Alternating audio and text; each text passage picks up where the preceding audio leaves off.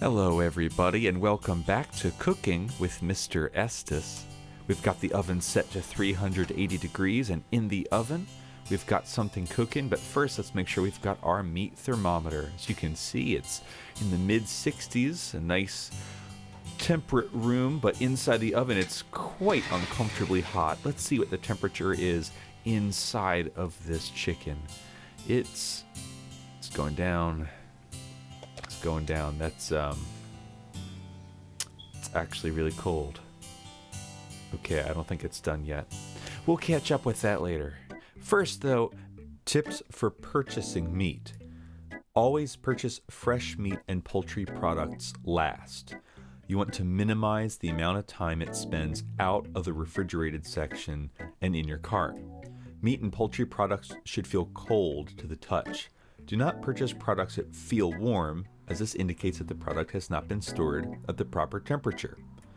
Place products in a plastic bag to prevent juices from leaking onto other raw products in your shopping cart.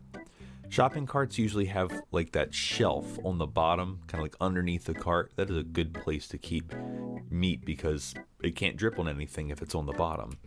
Choose packages that are tightly wrapped and have no tears or punctures. That way, less leaking out, or no leaking out, hopefully, and also it indicates that no bacteria could get in. Purchase meat and poultry products by the sell-by date. If you purchase meat and poultry products on or within a day or two of the sell-by date, prepare or freeze the product right away. And for heaven's sake, if you see meat without an expiration date, run! 2 perfectly normal cans, but one of them hides a deadly poison. This can, a perfectly normal innocent can, look how the surface has a slight concavity to it. But, lurking beneath the depths of this can, hidden behind a very slight bulge, can you see it? Can you see it?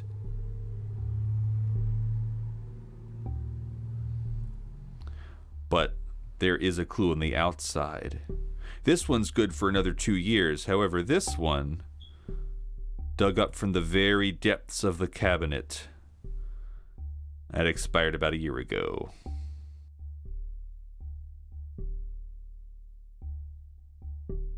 Tips for storing meat. Refrigerator temperature should be at 40 degrees Fahrenheit or below to keep foods out of the danger zone. Keeping foods cold will inhibit bacterial growth. Refrigerate or freeze fresh meat and poultry products as soon after purchasing as possible. If it takes longer than 30 minutes to get the products home, keep them cold in a portable ice chest or cooler. Just like you do for ice cream. Rewrap meat and poultry products tightly for freezer storage using freezer paper or plastic freezer bags.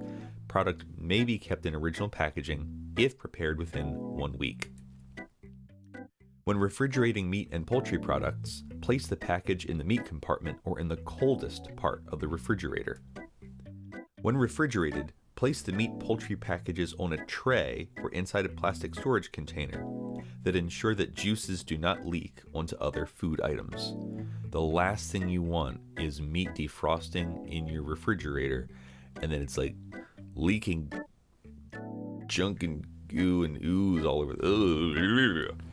Welcome to this edition of ASMR, Awesome Science Made Remote.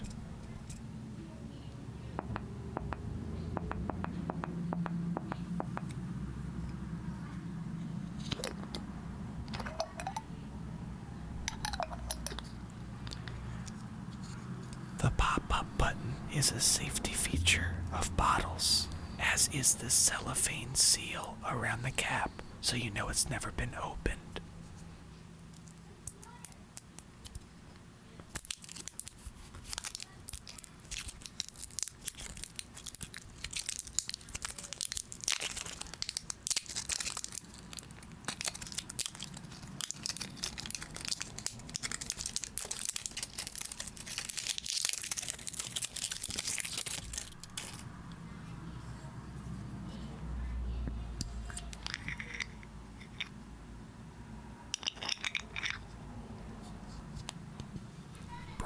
you by Heinz. Tips for defrosting and thawing meat. Do not defrost frozen meat and poultry products at room temperature. Keeping the products cold during defrosting is the key to preventing bacteria from growing. You don't want any part of the meat to be room temperature for any extended period of time. Always cook fresh meat and poultry products immediately after microwave defrosting. During microwave defrosting, random areas will sometimes begin to cook, creating temperatures easily high enough for harmful bacteria to thrive. A microwave doesn't evenly defrost meat, so you'll have some spots that are still pretty cold, even still slightly frozen, while other parts are warm enough to have begun to cook slightly. It's that middle spot, the place where it's just kind of warm, that's dangerous for an extended period of time. So if you're defrosting in a microwave, cook it right away. To defrost meat or poultry products in cold water, do not remove original packaging. Be sure the package is airtight or put it into a leak-proof bag before submerging the product completely in cold water, changing the water every 30 minutes so that it continues to defrost. Otherwise, the frozen meat is just going to be like a big ice cube that makes the water really cold. It needs to be continually cold enough to defrost it, but not like ice water. Note, foods defrosted in the microwave or by the cold water method should be cooked before refreezing, because they may have been held at temperatures higher than 40 degrees Fahrenheit. On this edition of ASMR, Awesome Science Made Remote, we'll be releasing the poisonous horror of food poisoning. Our perfectly normal can of beans behaved exactly as it should. But now... Oh my goodness, it exploded! Okay, so, tomato paste should not open up like a bottle of soda that got shaken up. I mean, look at this. It exploded everywhere. That is not supposed to happen. That means there's pressure inside. That's bad. That's bad. Tips for the preparation of meat. Wash all utensils, cutting surfaces, and counters with hot, soapy water after contact with meat and poultry. If possible, use a separate cutting board for fresh meat and poultry products. If it's not possible, like you only have one cutting board, then use it for meat last. If you're cutting something that's already been cooked or some vegetables or something, cut that first and then use it for the raw meat last. Wash hands thoroughly in hot soapy water before, so you don't contaminate it, and after, so you don't contaminate other stuff handling meat and other fresh foods. Keep fresh meat and meat juices away from other foods, both in the refrigerator and during preparation. Never place cooked foods on the same platter, board, or tray that held fresh meats or poultry. Basically the same thing I said back at the first point. You don't want anything that could have left bacteria on a surface to go before something that could pick up that bacteria. Welcome back to Cooking with Mr. Estes. We're coming back to check on this chicken. As you can see, there's some juices boiling on the outside. It must be quite hot in there.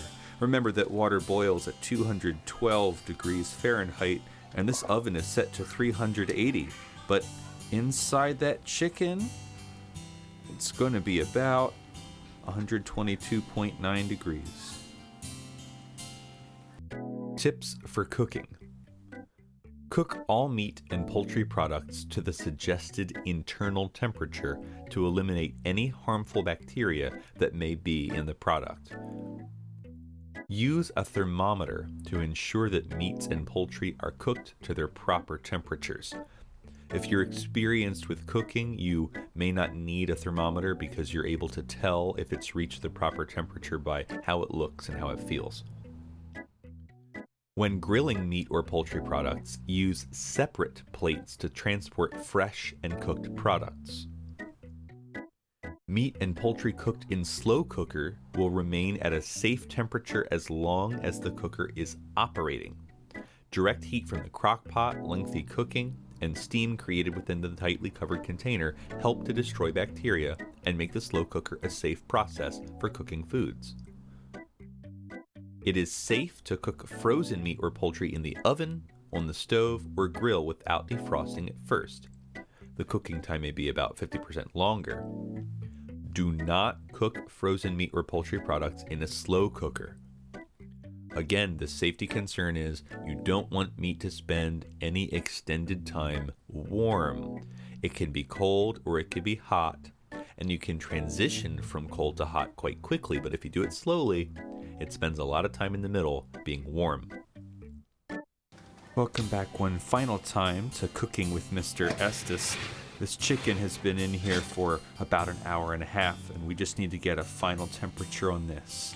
Chart says that poultry should reach a temperature of 165 degrees internally, and well, it looks like we've made it. So bon appetit, and I'll see you next time.